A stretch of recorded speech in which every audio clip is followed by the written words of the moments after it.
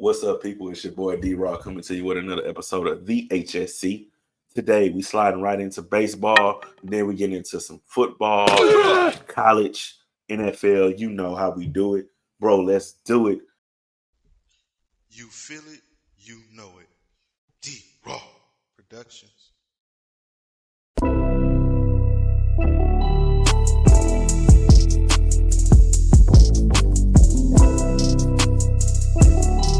Houston Sports Connoisseurs brought to you by D Raww.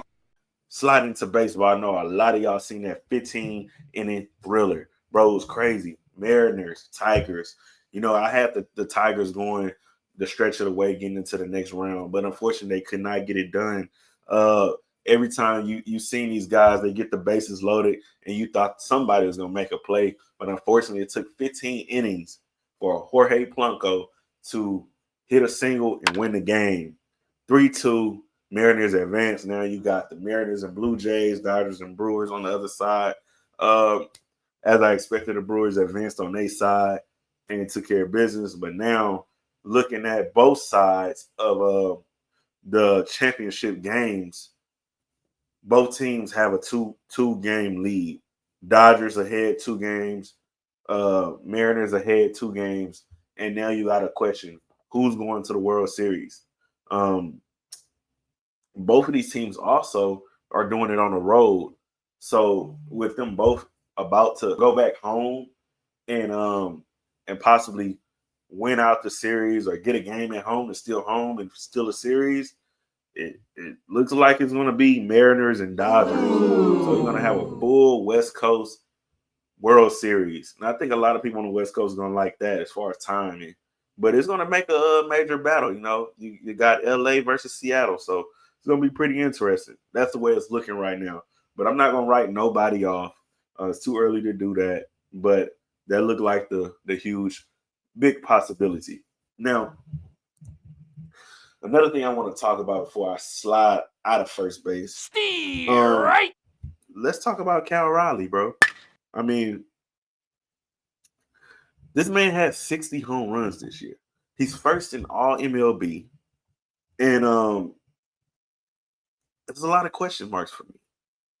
How do you go from 2 home runs in your rookie season, which he didn't play a lot of games, granted, and then he got 27, and then he had 30, then 34, and 60. Now, when you look around the league and you look at the Jordans and you look at the Altuves, Bryce Harpers of the world, he make all of them look like average baseball players. And Jordan can hit it. And Harper can too. Altuve, but okay. Let's look at Aaron Judge. Let's look at Shohei Ohtani or Barry Bonds. Now, Aaron has had a hell of a career. I mean, his rookie season, he had 4 home runs. Then he went to 52, 27, 9, he was injured, 39, 62, 37, 58, 53. Is that looking like Cal Raleigh to you? It's a lot of possibilities. Shohei Ohtani. Shohei came out the gate hitting, but you also got to remember one thing about Shohei is he was already overseas playing and he was a dominant player, and then he, transitioned to MLB. So he wasn't truly a rookie. But he went 22, 18, injury year 7, 46, 34, 44, 54, 55. So all the numbers make sense. You look at it, 35 is the season average. You look at Barry Bonds, numbers pretty interesting as well. Throughout his career, he averaged 35 as a season average. But even you look at his best years, they all floated around 46, 37, 42. His best year in 2001, he had 73. But even around here in 2000, he had 49. Then he went to 73, 46, 45. His numbers always was around the 40 home run mark, besides that one anomaly year, which they say he was taking steroids. Who knows? But the one thing I will tell you about Barry Bonds is that he was always a great hitter. You look at his numbers from his rookie season, 16, 25, 24, 19, 33. Like, it was always consistent. But Cal Raleigh, man, I don't know, man. I don't know. You know, it's just interesting, people. I don't know if he on the juice. If he is on the juice, you can't really tell because he don't look like he on the juice. You know, he kind of chubby, kind of stubby. So you really just don't know. But it's a lot of question marks there, people. Cal Raleigh, I will be watching, buddy. You know, I'll be watching them numbers. I'm really interested to see what he do for the rest of this postseason. But I'm also even more interested to see how he do in the future of his career. Because how do you follow up with that 60 home run season, man? How do you follow up with that? Coming off of 34 home runs? Like, bro, that's crazy. Shh. Crazy interesting. Let's get into football, baby. Yeah. Look, man, at this point, Florida State and Penn State have collapsed. They're done. After this week, they're done. I mean, you look at what Penn State just did. Once again, they've lost again. They've lost 3 games in a row. Oregon, UCLA, and Northwestern. They struggled against Northwestern and lost. You know, it's crazy. And you look at the outcome, James Franklin fired. You look at Florida State. Florida State is now 3-3. They've lost again as well. It's like, come on, man. You lose to Virginia, you lose to Miami, and you lose to Pittsburgh. All this hype. And then you really think about it, all that hype was because they beat Alabama. You know, after that, they beat East Texas A&M and Kent State. Like, so really, the real question is, why was there so much hype? It's because they beat Alabama. And ever since then, they have yet to do anything. And, you know, it really just makes things interesting, man. You know, Penn State, they fired their coach, James Franklin. He gets his $50 million buyout. I wish I would get fired and walk away with a lump sum of money for being fired and doing a bad job. Bro, like $50 million because you did a bad job. But let's be honest, man. This man turned Penn State around. He has had Penn State competitive for the last 3 or 4 years. So to see James Franklin get fired over a bad 3-game slate is just ridiculous. Now let's talk about discrepancies, because when I look at Clemson, they're 3-3. I don't care if this guy didn't lose 3 games in a row or not. Clemson has not been doing anything. They lost to LSU. They beat Troy. They lost to Georgia Tech and Syracuse. They beat North Carolina, which is another discrepancy. And then they beat Boston College. You look at North Carolina, Bill Belichick is doing what? Losing. He lost to TCU. He beat Charlotte and Richmond. I mean, come on, man. And then he lose to UCF and he lose to Clemson. So why is James Franklin getting fired again? Because of 3 games? 3 bad games? Or just possibly, you know, one of the games, well, his last game, Drew Allar is out for the season. So now you got that. But you're going to fire James Franklin after all the success he done brought to Penn State. 3 games. It says a lot, man. And I don't like to go, you know, reaching that far, but I got to talk about skin color, dog. He's a light-skinned brother, and it means a lot. He's still a brother. You got fired 3 games out of all those wins. Let's talk about some discernment here. When are these schools are going to start doing the right thing? You know right from wrong, ADs. And just to go out and fire him over 3 games, it's crazy.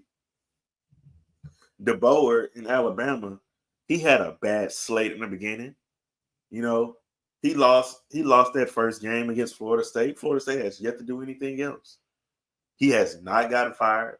Even if the fans are calling for his job, they still kept him. They ain't pay him a buyout or whatever the case may be.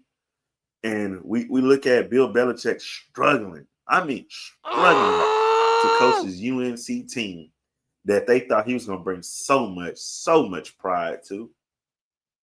Number one, it's not a football school. It's a basketball school. But they thought he was going to do so much because he's Bill Belichick. Bill Belichick has not done anything without Tom Brady. That's the story for later. And like I said, man, it's just so many discrepancies with this. You know, we could talk all day about black coaches getting fired for a couple games here or there, but bringing so much success to these programs and building them up. You know, we talk about we can talk about this. Bill Belichick getting all this clout, you know, all this talk about him, how great of a coach he is and things like that. And I don't see nothing on the media talking about Bill Belichick failure. But let Deion Sanders go out there and lose one game or 2 games here or there. And it's, oh, Deion is this, Deion is that. What is Deion going to do? Now, there is times that I'm against Deion, like when LeCoups is playing him. But I'm going to proudly cheer Deion on because he's doing a great thing and he has done great everywhere he's went so far. But if you're going to treat one coach a certain kind of way, treat them all that way. We talking about what's right and what's wrong. And we know what's right is right and what's wrong is wrong. Media, ESPN, NBC, Fox, all these guys, podcasters, you got to do better. You can't just eat up on Deion Sanders because he's black and not put expectations on Bill Belichick. Let's talk about it, bro. Be fair. Bill Belichick ain't doing shit. He's failing. Will he have some success next year? We'll see. But one thing I can tell you, Deion and the Colorado Buffaloes didn't look too bad in the first year. What I'm seeing right now from the UNC Tar Heels, they're looking terrible. And you might have to put a big question mark on if they're going to be Cal this week. So that's all I got to say about that, people. Moving on. Teams that are still alive right now. We talking about Texas and Utah. And when I say alive, I mean alive and well for the playoff.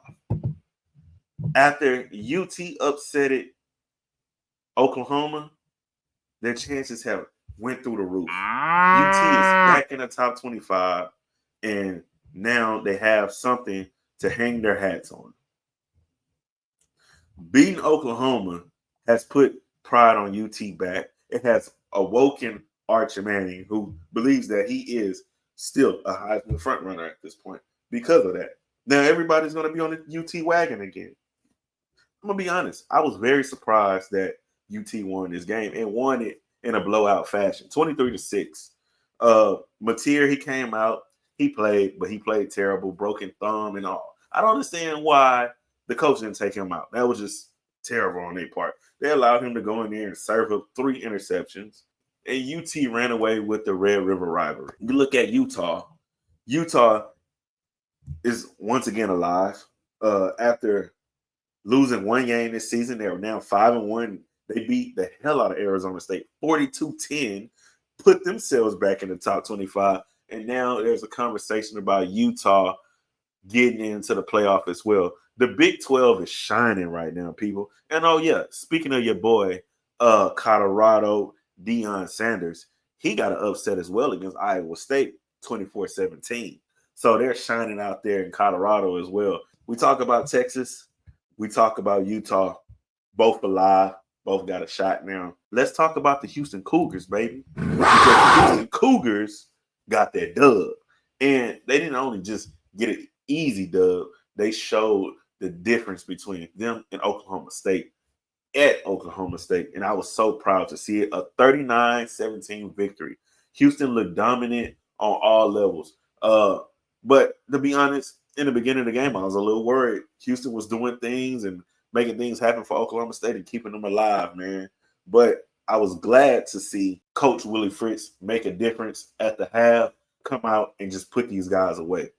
And at that point, I realized we got us a solid coach with a solid game plan. At first, the beginning of the game plan was abysmal. I mean, the runs, the defense, the play action, all of it was just abysmal. I didn't understand what U of H was doing because they was doing everything to keep Oklahoma State hanging around. And to say a team that's only like 1-4, 1-3 at the time, bro, they had a lot of fans there to support them. And so to see Oklahoma State go down at home was a great thing. And U of H got it done, baby. Now looking around the league at a couple other teams, we got to say this. Oregon, disappointment. Indiana, shine. I thought Indiana was going to lose, but, man, they really shine. And to see them go on the road and get it done, I was really proud of what Indiana did, man. A 30-20 victory. Ohio State beat the hell out of Illinois as expected.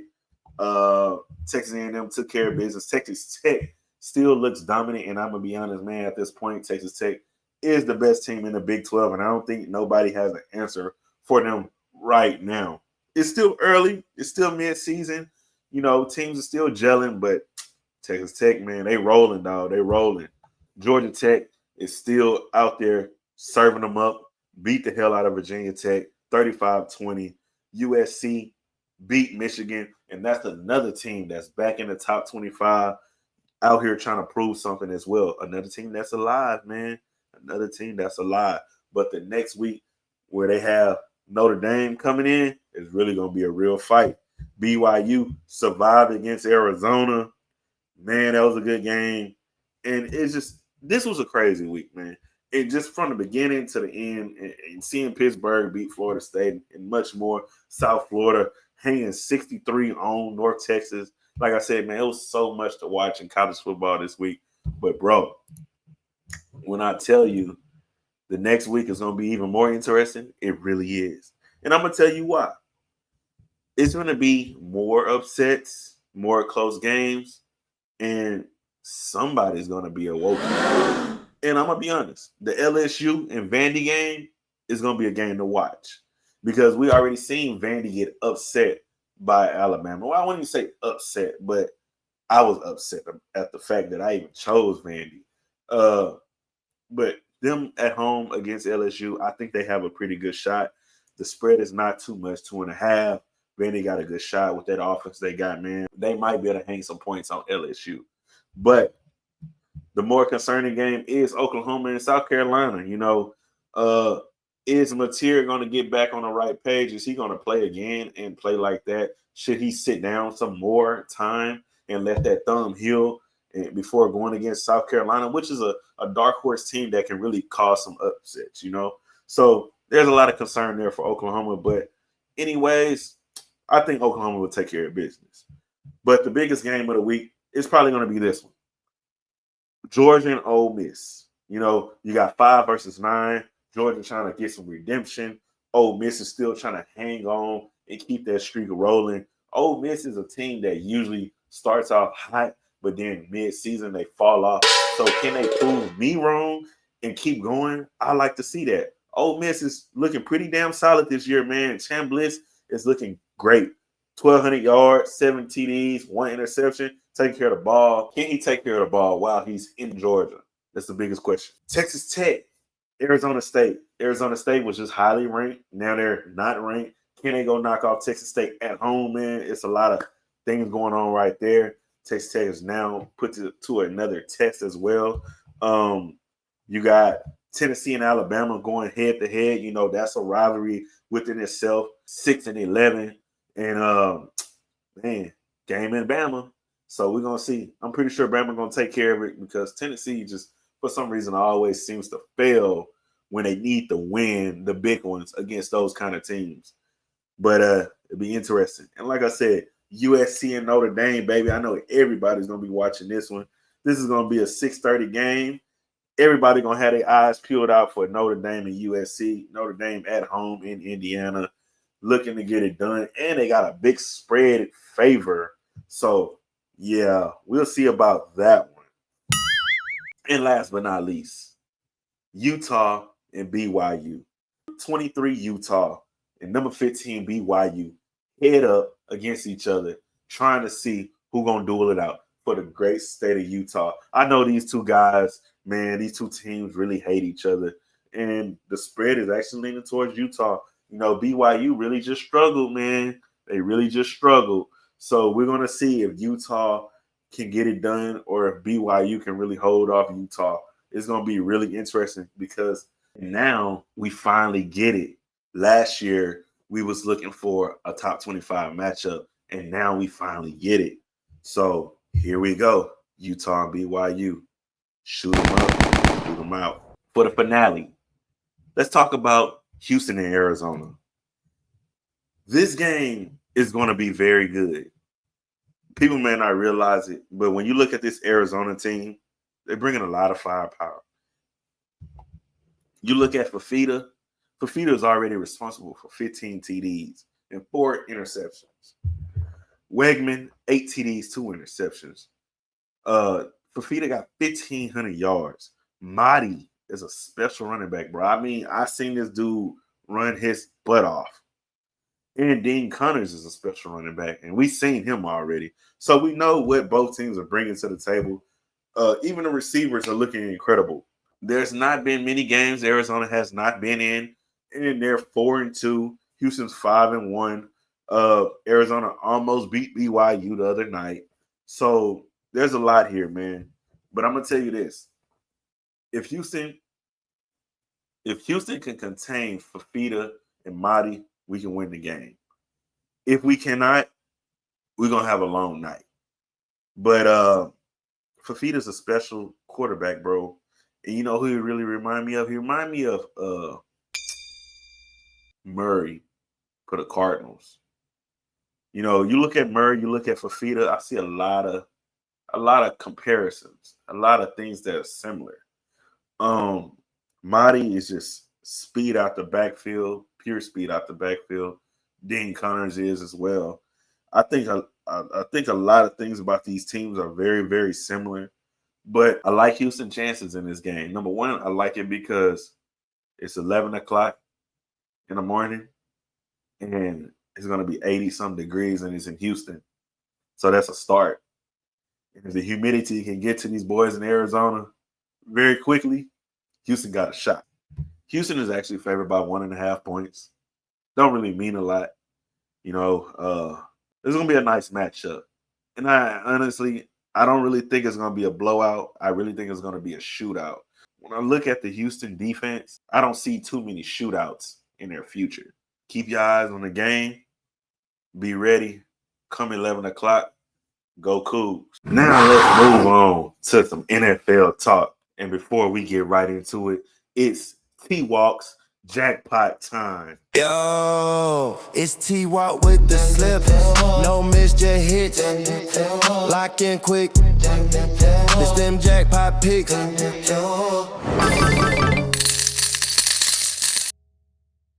All right, people, we're going to introduce Twalk to the show. Welcome back to the show, Twalk. What it do? What's going on? It's been a minute. Hell yeah. Twalk here with his jackpot picks. You know what I'm saying? He like to make picks and sometimes he cash in. So today, Twalk, hey, bro, you know, let us know what's your best 3 picks, man. All right, my best 3 picks, safe picks that can possibly hit because they are safe and going to what team is going against right now. I got the kicker for Carolina, 2 field goals made. They 1.5 going against the Jets. I take that because Carolina offense has been doing too good, and going against the Jets, it might be a defensive game, not an offensive game. So I'm gonna take the 2 field goals, Carolina winning that game. And for my second pick, I got Tennessee running back Tony Pollard. Tony Pollard, we all know, was a good running back or whatever. He played for Dallas, and he took over Zeke's spot. He had success in Tennessee, and right now hasn't been great with them. But only thing they have right now is a running game. In order for them to get their passing game going, they need to run of the game, take pressure off Cam Ward. So 50 yards, 50.5 yards for Cam Ward, he can get that. He can get that. And if he don't get it, it is not his fault. It's most likely mine. The third pick, we have Justin Fields for a rushing touchdown against Carolina. It is Carolina. They don't have the best defense. They ain't been good since they drafted Bryce Young, and nothing against him at all. He still has development, but he has looked better this year. Justin Fields needs his win. The Jets hasn't been doing well. I still believe in Justin Fields, and also have him on my end of the year best for 7 rushing touchdowns. He has 3 right now for 6.5. I think he can do it. Hopefully, he don't get benched, but I take that chance for the rushing touchdown for sure. Yeah, it's looking like you're gonna be making some money this weekend, bro. Because Justin Fields, he about the only thing they got really thriving on offense right now. Brees Hall don't want to be there, so if anything, he got to be the quarterback and the running back. And Tony Pollard, he ain't got too much support either. Cam Ward can't really help him, so I definitely see him getting them 50 yards. Facts. Appreciate you, man. Appreciate for having me, man. I appreciate you. Lock in quick. This them jackpot picks. Now that we moved on from the Twalk Jackpots, let's get right into this NFL talk, man. And first, I got to start with the Titans. The Titans fired Brian Callahan. Now, we all understand why he got fired. He was losing. Simply just losing. He lost to the Broncos, Rams, Colts, Texans, beat the Cardinals, and lost to the Raiders. And as expected, he got fired. But also, you got to look at this. Cam Ward was struggling as a rookie quarterback. They really don't have much to go off of from a roster standpoint. They got some good things, but they got a lot of bad. And the team just clear out sucked. I mean, Cam Ward said it himself. So, looking forward, you got to really ask yourself, how many games was this guy really going to win? I mean, he already had lost 5 games and only won 1. So, with many games left, he wasn't going to win many more. They might have won 3 games overall the whole season. If that, is really hard for you to get wins in the NFL. But I would say this. He got fired because of how Cam Ward looked. They threw Cam Ward into the fire. And to be honest, it was unfair for them to throw Cam Ward into the fire. You threw Cam Ward into the fire without a real mentor. You got Brandon Allen as the mentor quarterback. Who the hell is Brandon Allen? You needed someone to really help him. You look at the Giants and you look at Jackson Dart's situation. You got Russell Wilson and you got Winston.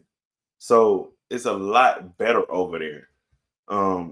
He got better mentors. He got people with him that has won a Super Bowl or been on a Super Bowl caliber team. Just looking at what the Titans are, man, they're not there. All those guys that was there with Derrick Henry is pretty much gone. So none of those playoff Titans are really there, with the exception on the defensive side when you look at Jeffrey Simmons. But outside of that, man, they really don't have a lot for him to really lean on on the offensive side of the ball. And even when you just look at his tight ends and his receivers and things like that, he really don't have a lot of love out there.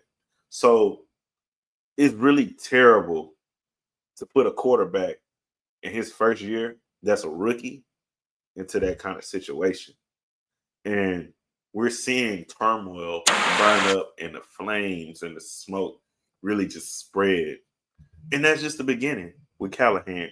But you got to look at the Titans as an organization. They have not done a great job with their rookie quarterbacks. You look at Will Levis. His situation was terrible.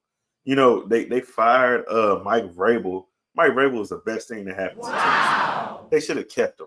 Even though he was running the same old offense and doing the same old things, he did what he could do with what he had. And now you look at the Titans firing Vrabel, getting Callahan, and having no success. It's the same old thing once again. And they doing all of that, and they building a big, beautiful stadium. It's crazy. Just crazy. Moving on, man. Za'Darius Smith has decided to retire mid-season. Za'Darius had a successful 2024. I mean, last year he was responsible for 9 sacks. He played for Cleveland and Detroit last year. He was with the Eagles this year. And it really just bothers me and really makes me question, why would this veteran retire in the middle of what is this, season 10 for him or 11? just mid-season. I think it's a lot going on in that Eagles locker room, man.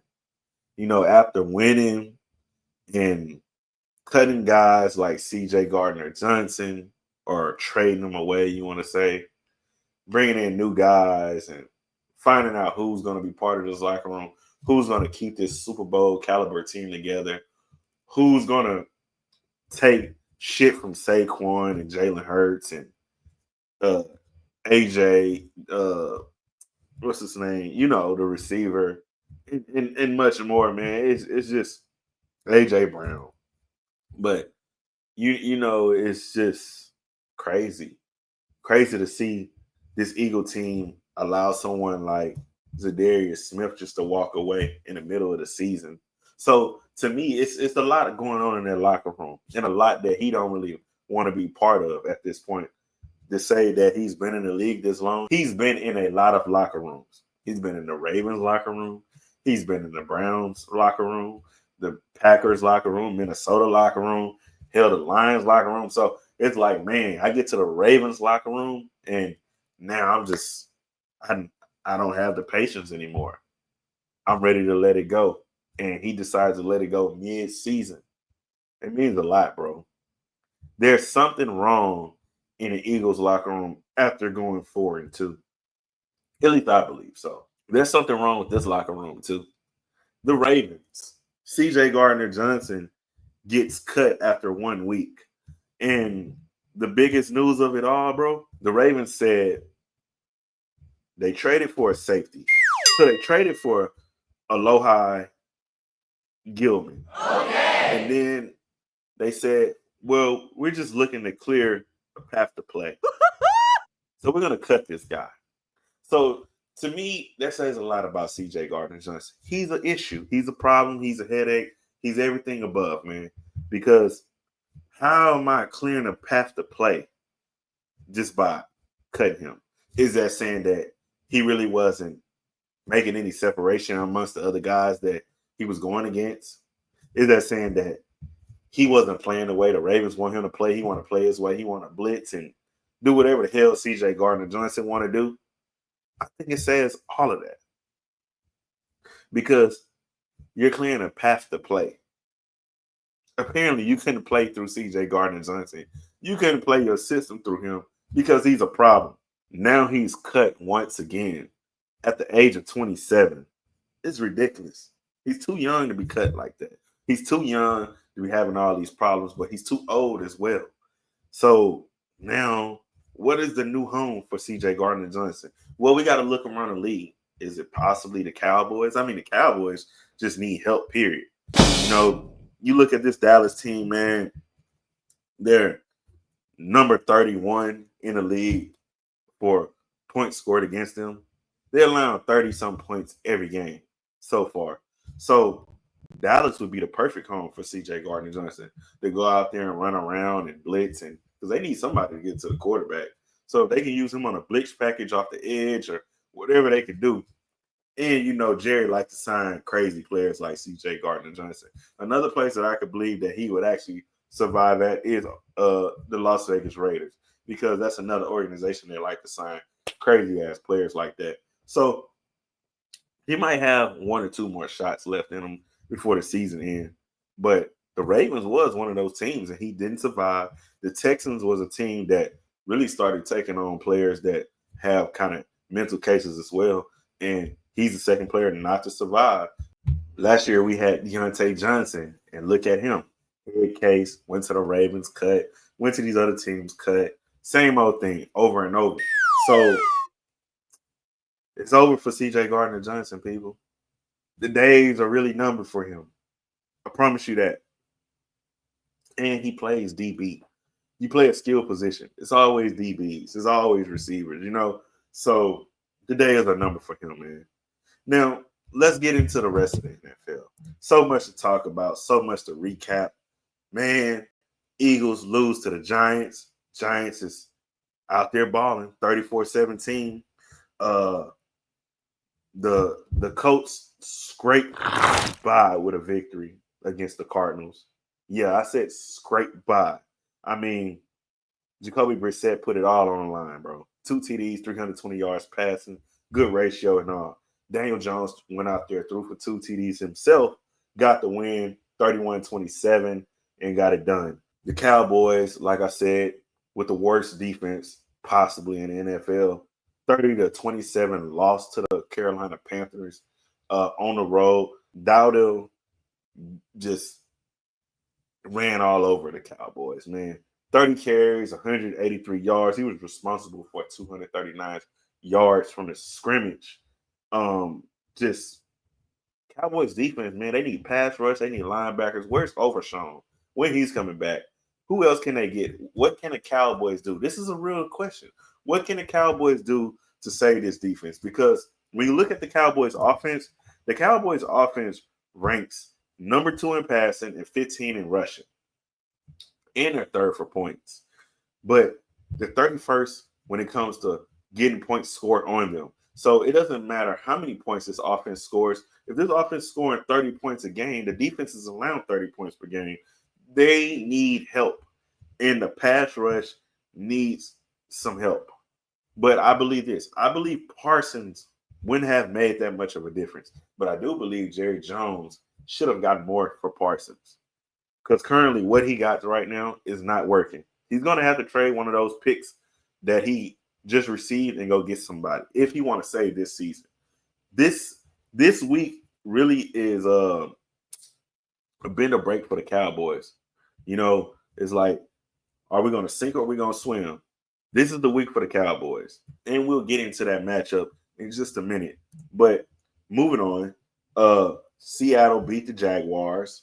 Prove that Seattle is a contender. Jaguars fall to 4-2. Seattle's 4-2, 20-12 victory by Seattle. Woohoo. Raiders beat the Titans, as I said. Raiders now 2-4. Packers defeated the Joe Flacco Bengals 27-18. Buccaneers put a whipping on the 49ers 30-19. And they did it in fashion. Mac Jones played okay. 2 interceptions, though, 347 yards. Didn't have a pass protection that he needed. The 49ers is a decent team. They're going to have some games they're going to lose. They're going to have a lot of games they're going to win. I don't think the 49ers are Super Bowl contenders this year, but they are playoff contenders for sure. Looking at the Chiefs and Lions game, the Lions lost this one. But the Chiefs really needed it, and they needed it more. Mahomes had hell of a game, 3 TDs, 257 on the air, and they got the dub, man. And then you look at the Bills. The Bills have now lost 2 games in a row. They lost to the Falcons, and the Bears get a win, 25-24 against the Commanders in a close one, and the Bears are now 3-2. So I have this list of teams that I said are sneaky pretenders. Those are the Giants, the Bears, and the Falcons. And you look at those teams, the Giants, Bears, and Falcons. The Giants are 2-4, but they've beaten some solid teams. They beat the Chargers. They beat the Eagles. They lost to the Saints, Chiefs, and Washington. They tied it with the Cowboys. But you look at the remaining schedule, looking at who they beat, the potential that they have with Jackson Dart now being at quarterback, the pass rush that they got with the young D-ends, man, Giants got something special. And I keep saying that week in and week out. Giants got something special. And the next week they play the Broncos. They got the Eagles again. San Francisco, the schedule don't get easier for them. But they have a lot of potential to win a lot of games. Even though they're 2-4 right now, I can really see them going through and interrupting a lot of good teams' days. And the Giants could possibly end up being like 9-8 or something like that with what they have. But don't be surprised if they somehow sneak into the playoffs. You look at the Chicago Bears, man. The Bears have beaten the Cowboys, Vegas, and the Commanders. They lost to the Minnesota and Detroit. But you look at what's left on their schedule, man. They got New Orleans, Baltimore, Cincinnati, the Giants, Cleveland. Like, you really don't know what's going to happen with this team as well. But so far, they looking like they could beat some teams in the NFL. So you got to watch out for what the Bears are bringing. Atlanta, man, same thing. You look at Atlanta, Vikings, Commanders, Bills, they've beaten them. They've beaten good teams, people. So, and you look at what's remaining on the schedule, the Colts, the Patriots, Dolphins, Niners, Saints, and so on. And you look at their division, they got a hell of a chance to possibly make it to the playoffs. They might not be one seed because I don't think they're going to beat the Buccaneers, but they got a chance to do something. And this all ties right back into the Colts. Like I said, you look at who the Colts beat. Yeah, they taking care of business. Yeah, they setting some distance among some of the team. But man, the Colts, they have not gotten to the beef of their schedule. We see teams like the Giants, Bears, and Falcons beating playoff teams with respect and reputation. The Colts have not done that besides the Broncos, who was first time into the playoffs last year in a long time. So, like I said, man, I don't have a lot of respect for the Colts. I'm not saying they're a bad team. I'm not saying they're a great team. But I think there's better teams out there in the AFC South. That's for sure. Now, looking at week 6 of the NFL, like I said, there's going to be some games that's going to make or break some teams, or that's going to put teams in potential turmoil. Like you got the Eagles and Vikings going up against each other, 2 playoff teams. Eagles, like I said, their locker room, I don't really know how they're feeling over there. But if they go 4-3, it's going to be a problem. Vikings, they can respond and go 3-3. But you look at the Broncos, 4-3, not gonna look good on the Broncos. They lose to the Giants. The Cowboys and Commanders, their seasons are really on the line right now because they got a lot of question marks as to what's going on. If the Cowboys go 2-4-1 and they lose at home to the Commanders, they might as well write this season off, possibly. But there's a lot of 2-4 teams out there, right? But the Commanders going 3-4, it says a lot. I've been saying this, that Jaden Daniels was going to get figured out, and now this Commanders team is starting to get figured out. They're 500. They're sitting at 3-3. The NFL is wide open, though, people. That's what I want people to understand. You can look across all these games. The Texans really need this win against the Seattle Seahawks. The Lions and Buccaneers are going head-to-head. It's going to be a hell of a game right there. Like, it's so many games, so many to watch this week. Raiders and Chiefs, going head-to-head. That should be an easy one for the Chiefs, a much-needed win. But overall, there's going to be some good games this week. There's going to be a lot of games that's going to put you kind of like in a position as an NFL team to really say, man, we got to figure this shit out right now. Let's have a players-only meeting. Let's get it together because we need to put our team in the right position to get on a win streak. Especially if you lose this week and you're 4-2 or 3-4 right now, or hell, the Texans 2-3 coming off a bye. They need to get to 500. Can't respond from a bye week and go 2-4. Let's dive right into this Texan game, man. Talking Texans in Seattle. Texans go on the road, not favored, going into one of the loudest stadiums in the NFL, with the spread favoring Seattle by 3.5. It's going to say a lot about the Texans to go into Seattle and get this win, especially seeing Jacksonville just lose to Seattle. The Texans should have a blueprint on how to beat them, and I believe they do. The Texans have the number 1 defense in the NFL, but let's not talk down on Seattle because they got the number 5 or 6 defense in the NFL. Plus, they got a top 5 offense when it comes to passing and putting up points. Sam Darnold's having a hell of a year, man. But the one thing I can say about this Texan defense, they have not allowed a lot of points against them. C.J. Stroud is not turnover prone. Neither is Sam Darnold. But I do believe this. I believe the Texans have figured out a way to improve that offensive line. I think the scheme is going to be much better. But we will see, with this rookie offensive coordinator, lots of questions are out there about him and Nick Caley. But looking at Sam Darnold, man, I know one thing about Sam Darnold. He see ghosts and he feel them. And with a pass rush like the Texans, when we got Will Anderson and Hunter getting after it, I believe he'll be seeing nightmares all night long, bro. But the matchup between Tufo and Jigba gonna be special. Nico out there balling, and Kirk gonna be out there making some plays. Nick Chubb, we're gonna need him to step up, but I'm really looking to lean on my boy Woody Marks to make some plays, man. But it's gonna be a special game, honestly. It's a lot of things to match up these two teams, and you can either lean left or right and say this team gonna win or that team gonna win. But the one thing I will say this is that Joe Mixon won't be playing for a while for the Texans. His estimated return date is November 30th at this point.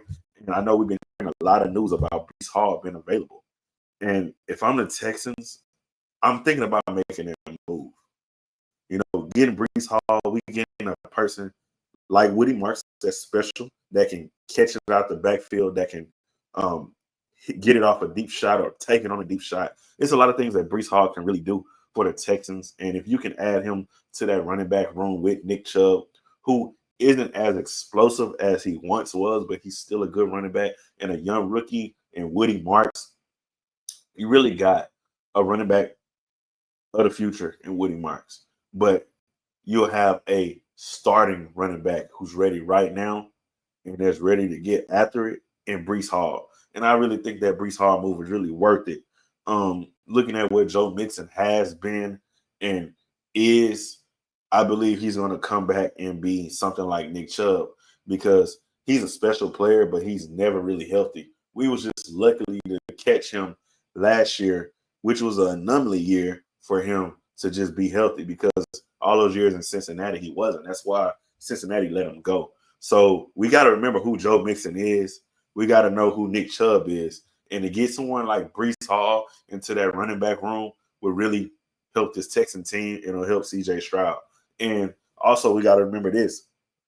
The Texans need another weapon. It's been obvious, you know, especially with Tank Dell being out. So getting Breece Hall, man, would make all the sense in the world. And I think that's a move the Texans really need to make. I know they might not make it before this Sunday, but this Sunday will tell you a lot, whether we win or lose, if we need to make that move. But I think the Texans should really be one of the teams calling the Jets and trying to make that trade. I'm taking the Texans 24-17, beating Seattle. Let's go, baby. So this week was really major for all these teams. The NFL is wide open. And I mean, there's no undefeated team in an NFL. You know, there's teams out there that don't have a win, like the Jets. There's teams out there that only got one win. But undefeated, man, none of these teams. All the teams that you expected to be world beaters, the Bills, the Chiefs, the Ravens, struggling or have showed some kind of shade of a struggle. But the Bills get relief. The Ravens get relief this week on a bye week. And you got teams like the Texans trying to get back in that fight and get right. So, like, man, it's going to be interesting this week. Week 6 is going to say a lot about this NFL season. And, man, I just hope to see some good games, bro. Now you know what time it is. It's pick'em time, people. Let's get it. Let's go. Steelers, Bengals on a Thursday night. Pittsburgh favorite on the road by 5.5. I'm riding with the Bengals. Rams, Jaguars in London. Rams favorite by 2.5. I'm riding with the Jags. Saints, Bears. Bears favorite by 4.5 at home.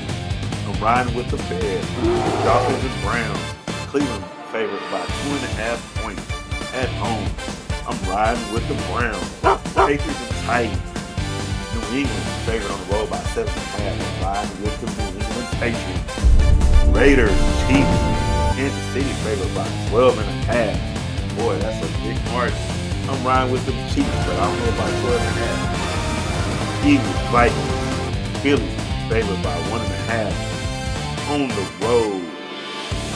I'm riding with the Eagles. Panthers, Jets, Carolina favored by 1.5. Let's go Panthers. Giants, Broncos, Denver favored by 7.5 at home. Let's go Giants. Coach, Chargers favored at home by 1.5. Let's go Chargers. Commanders, Cowboys. Washington favorite on the road by 1.5. Let's go Cowboys. Arkansas favorite on the road by 6.5. Let's go. Go Pack, go! Falcons 49ers. San Francisco favorite at home by 2.5. Let's go 49ers. Buccaneers, Lions, Detroit favorite by 5.5 at home. Let's go Lions. Texans, Seahawks, Seattle favorite by 3.5 at home. Let's go Texans, baby. Bills, Ravens, bye week. It's hot take time, people. And the question of the week is, if you could have one superpower in sports, what would it be and why? My superpower would be the ability to be invisible. Imagine if I could just take the football and disappear. You would never know where I'm at. Touchdown! If I could take the basketball and move here or move there, you just see the ball moving, if that's the case. And then I'm slamming it right over Shaquille O'Neal because I would be the greatest. But what would your superpower be? I mean, it could be so many things you could do, even outside the field or off the court or wherever the case may be. You might want to rob a bank. I mean, you could just walk through the gate, walk through the cell, or wherever you want to go. Take what you want, steal all the knowledge in the world, see what's going on, and voila, just appear again. What would your superpower be? Super strength, super speed, whatever the case may be. Let me know down in the comments. All right, people. Well, it's been a nice episode here. I hope you enjoyed this one. I know I talked about a lot of things, touched on a lot of different things, but guess what? Touch that button, touch that like button, touch that subscribe button, and don't forget to comment and tell your boy D Raww how you feel about this podcast, how you feel about what's going on in the sports world, and thank you again for listening to the HSC podcast. Peace out. The Houston connoisseur, coming so hot from the city of players and pimps. I can call all the plays on a Friday night. By Saturday morning, the H gon' know my name. Hop on the mic, dropping takes so hard you couldn't resist this game. From the south to the north, by Sunday night, y'all gon' know me. Worldwide, Texas to Cali. Beating down the block while you listen to me. Don't forget to feel when you're rocking with HSC.